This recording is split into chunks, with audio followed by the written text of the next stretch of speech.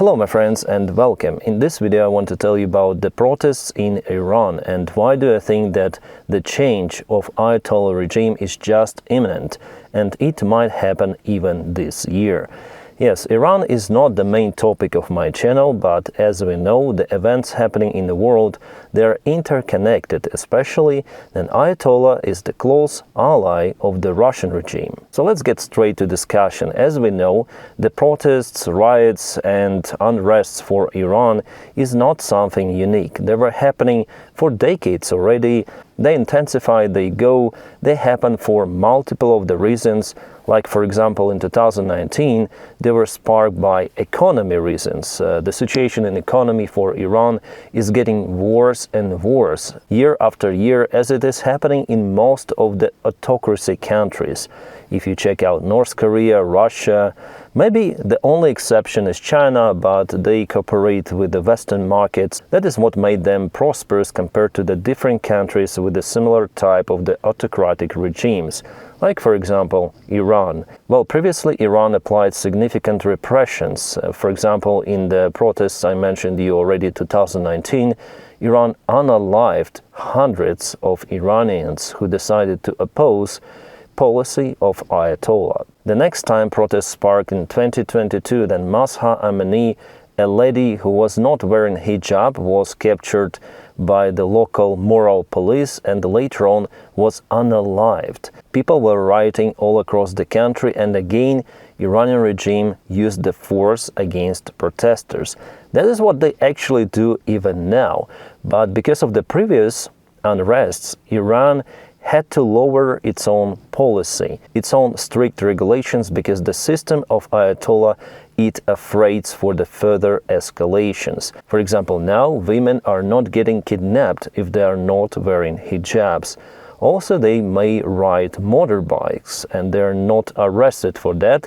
Yeah, officially they cannot apply for a category of the motorcycle driving license, but they still ride those and they film it even, they post it on social media, and the government is calm about it, police, let's say. Also, occasionally people sell alcohol in the bars and they play Western music.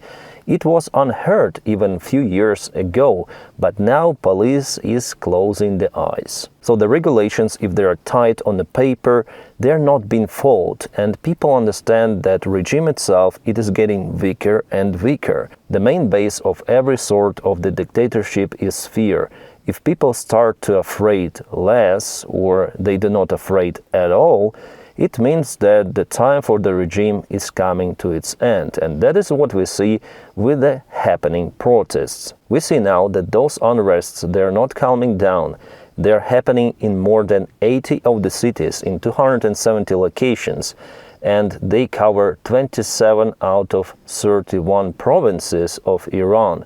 The initial drive of why people went in the streets is obviously the very bad economy situation in Iran. So it's kind of similar to 2019 protests, but already we see that the scale is quite different and it grows exponentially. Also, the population is covered more widely compared to 2019. The protest sparked in Grand Bazaar, that's the main open-air trade market in Tehran, and the class of those traders, they're usually quite loyal towards the government. They were the source of those unrests. They understood that the central government or the central bank, with its policy, it just ruins the local currency. It grows up inflation. For the last several months, the national currency of Iran dropped down by 60% in relation to American dollar. Also, inflation rolls up to almost 40%. So those bazaar traders who purchase goods, sometimes from abroad, they're losing their money. They're losing the value of their products because they have to spend more purchasing the products than they're capable to sell it for. So the nature is obviously the economy, but Ayatollah regime did a very terrible mistake, obviously for itself, because they follow the same playbook. They start to use police forces and Islamic Revolution Corps special police to calm those unrest, to basically use the force. And because of that, there were several of the life losses. And of course, people didn't like it. They understood it as the more repressions applied on them. So those funerals went to the more protests. And they're happening now not just because of bad economy in Iran. People are shouting death to Ayatollah, we need to change the regime, and so on. And basically people are calling to return back to monarchy that was dismissed in 1979 with Islamic Revolution. And people, they do not believe any longer in the values of Islamic Revolution, and in its turn it marks the close end of Ayatollah regime. Guys, I'm Ukrainian myself, I know how revolutions work and what happened in 2014, where Ukrainians started the protests, also because Yanukovych, the president of Ukraine, he was bribed by Russians and he changed the vector of the country development to join the alliance of Russia and Belarus. People didn't like it. People were Western thinking already. It's the new young generation. They went on the protests. President Yanukovych used the excessive force against protesters. They were beaten up by police. And later on, the protests went absolutely massive, and that led to dismissal of the government. That is what I expect personally in Iran to happen. The protests which are now happening in Iran has high chances to go into the global revolution of the country. And the day I am recording this video, it's the 7th of January. Two of the cities, one is Abdanan and the other one Malek Shahi, I'm sorry for spelling. So those were reported as under protesters' control. There were also news about police joining the protesters. And if this information is correct, it is definitely a close call for Ayatollah regime, because as in every sort of the dictatorship, by losing the force or control over police, over army, no dictatorship may survive. It happened in Syria, it happened in Libya, it happened even in Romania. Just to recall Ceausescu, yeah? If you know the story of the dictator fall in just a single day. So the same thing could be in Iran. One day the regime might look like very robust, like nothing may even harm it even slightly. But the next day, no, it might be gone. Those systems are built on personal loyalty, first of all, and secondary beliefs. We see that people do not believe in the values of Islamic Revolution. Those are the new generation of people, TikTok generation, globalization, internet, it makes the job against those dictators. That's why they want to build the firewall, that's why they want to block internet. What we see in Russia is a playbook of any sort of the dictatorship. As well as in Iran, we see how they block mobile internet connection in multiple of the cities. It's getting harder to get access to internet. Nevertheless, modern technologies, they matter, and somehow people post interesting videos of those unrests in internet. So it's completely different generation that will not believe to those old ancient values, and they're willing to live their better lives. They don't understand why they should obey those stupid rules which were followed before. They basically want freedom, and this trend is just unstoppable. Yes, Ayatollah may use like very excessive force now. Helicopters, which were sent by the way by Russia, Mi-28, were delivered just recently, a few days ago, by Ilyushin-76 Russian Air Force. For what reason? Those helicopters are quite useless against Israeli forces, but against protesters, why not? And also special vehicles were delivered, armored vehicles, which also Iran may use against their own citizens. So even if Iran does this absolutely horrible crime against their own people, this trend is still unstoppable. People, after all, will get rid of Ayatollah, and by using force, Ayatollah just expedites the time for its own dismissal, for its own kaput. And according to the Times article, definitely Khamenei is looking to move out from Iran with his family members and also close allies. Roughly 20 of the people are already getting prepared, and there are some of the extra flights already happening between Moscow and Tehran. For what reason? Not just Ilyushin-76 is flying, but they're taking out some resources from Iran for the family of Khamenei to live the rest of his life and the lives of his family more or less okay in some of the apartments of the Moscow city with neighbor Bashar Assad. In the article, the Times referred to the intelligence information, and I believe that these preparations are happening. And the recent situation with Maduro shows to Khamenei that he has two major options if he starts to lose his influence in military and police sectors. One variant is the escape to Russia, the other variant is escape from Iran on Israeli helicopter being prosecuted in some of the Tel Aviv jurisdiction. As you see, not many options left, and in the article they say that Khamenei is also moving his money out to be able to survive for a long time. For Russia, well, the situation in Iran is not good because it shows the example, and Russia is now a dictator state. Of course, Putin is afraid, but at the same time, it is understandable that he will help just in case to accommodate Khamenei and his family and his allies. Because first of all, Putin shows his loyalty to other dictators, plus Russia gets the payment for the help they provide. Basically, they access the vast part of the money of the Khamenei family. Like it was, for example, with Bashar Assad, who transferred billions of dollars to Russian bank accounts before moving out from Syria. Again, this information is published by legacy media and they refer to intelligence analysis. And the second factor, as I told you, in every sort of the autocratic regimes, is the personal loyalty.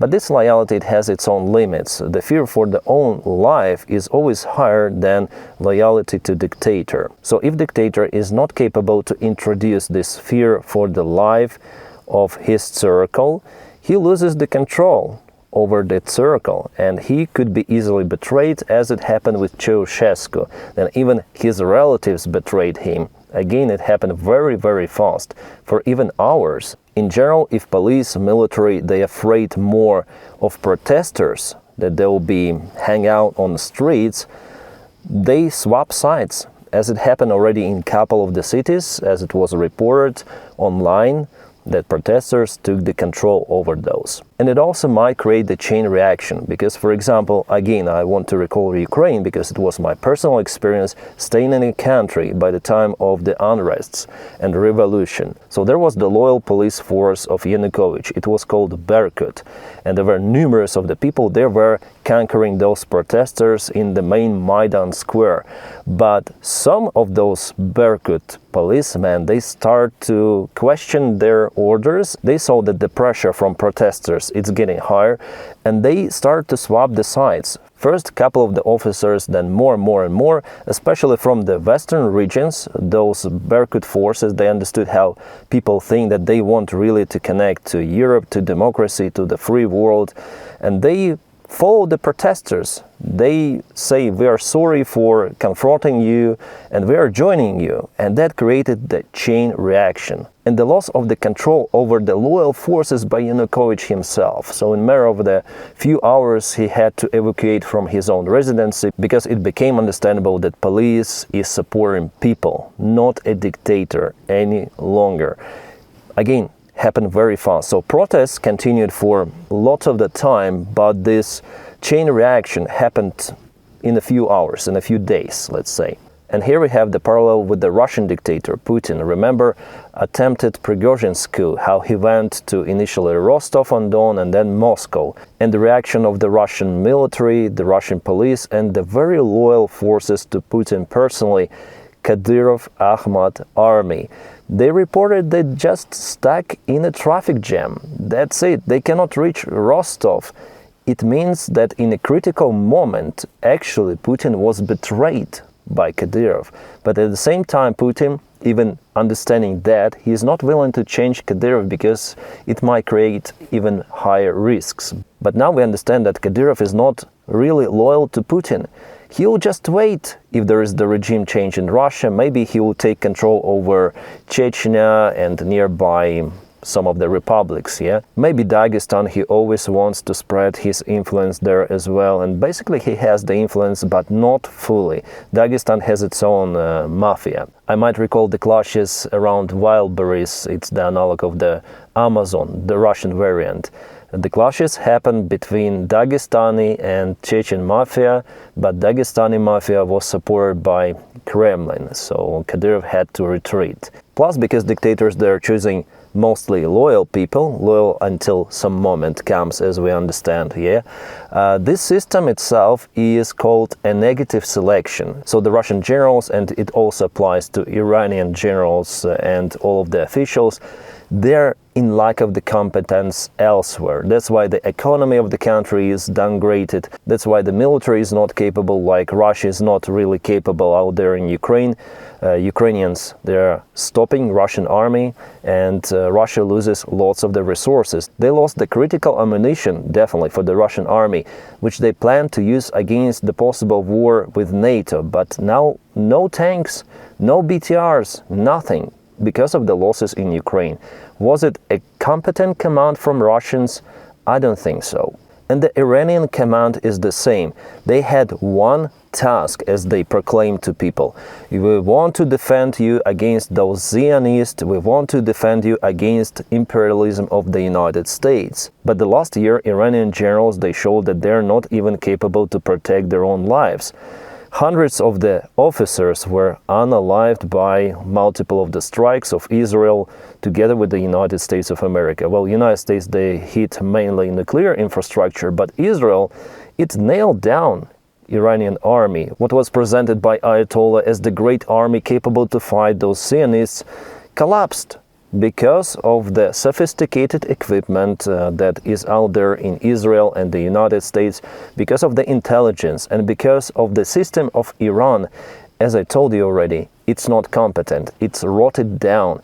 That's the thing for every sort of the dictatorship. And it is absolutely not a surprise. Every sort of the autocracy works like that. It is damn incompetent and really incapable. And this, let's be honest, military defeat of Iran the last year, not the complete defeat of Ayatollah, but I think Israel and United States, if they really want, they can do it. It really raises the question for Iranian people. Why do you need this Ayatollah regime? Because it is very bad in economy, it is very bad in military.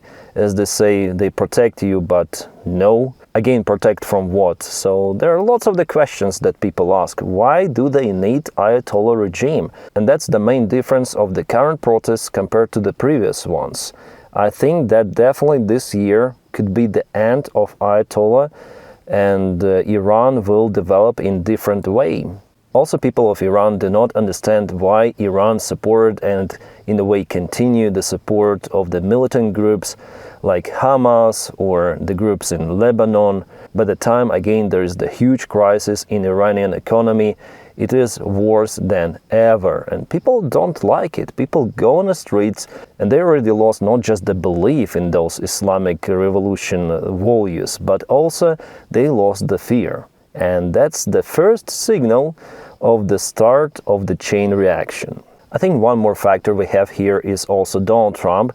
He commented those protests in Iran, and he mentioned that they are locked and loaded to support Iranian people in case Iranian regime will start to unalive them, those protesters, massively. Well, we may have different attitude towards Donald Trump. Personally, I don't like him, and that's the lightest probably words I can tell about my attitude. But anyways, he's kind of harsh towards Iran. Remember Soleimani, his first term, and how United States attacked Iran with Tomahawk missiles, which led to kaput of Soleimani. Also those strikes that happened the last year, definitely B-2 bombers bombed nuclear facilities. The outcome of those strikes, well, it's under the question. Donald Trump says that everything was ruined, but some of the analysts say that it was just a partial damage of the nuclear capabilities of Iran, and it may restore those. But we see that Donald Trump is definitely willing to act if he deems that it is necessary, especially against Iran. You probably heard about it today, and I already mentioned it in my regular update video, that United States, they seized 2 of the oil tankers of Venezuela. One tanker even changed the flag and registration on the way, and it became some sort of the Russian tanker, but United States, they didn't care. It really shows that Trump is acting, reacting, and he might do the same in Iran if something goes not well, let's say for protesters, or maybe he'll support Israel once again. But I would say that maybe for now it's better not to influence inside Iran for Israel and Americans, because Iranian regime of Ayatollah may have the justification to apply even stricter repressions against their own people. They already say that it's the foreign influence, the operation started by Zionists and Americans, that they want just to get rid of Ayatollah. But Ayatollah is all for people, you know, for Iranians. But Iranians themselves, they do not believe in that bullshit any longer. So guys, we'll see. Overall, I'm quite positive about those protests. I'm quite positive that this year started not so good for dictators around the world. And Putin is scared. Yeah, Putin understands that even though he has nuclear weapons, even though he has so-called trust and loyal people around, he is not forever out there in Russia, and the Russian regime will have the same destiny, because it's physically impossible for Russia to survive for the reasons already mentioned you. They are not competent, they are not capable to hold the power, and Russia is this classical empire. They gain more ground to be an empire. If they fail, like they fail in Ukraine, definitely fail, they will collapse. And we see the first signs of the Russian collapse already. So those are great news. And for Iranians, I wish you all the best in replacing your stupid regime with something way, way, way better, because you deserve it, guys. Iranians are great. They should have a great independent country which will follow democracy, the will of people, not those stupid, terrible dictators. My friends, the videos I publish here are only possible because of your support on Patreon and also membership of my YouTube channel. If you follow me on Patreon, many thanks. If you want to follow, the link is in the video description just below. If you watch me on YouTube, you may press the join button somewhere here or here to follow the membership. If you watch me on Spotify, it's okay, just subscribe. And like this video to boost it in algorithms. You're the best. See you around, guys. Ciao.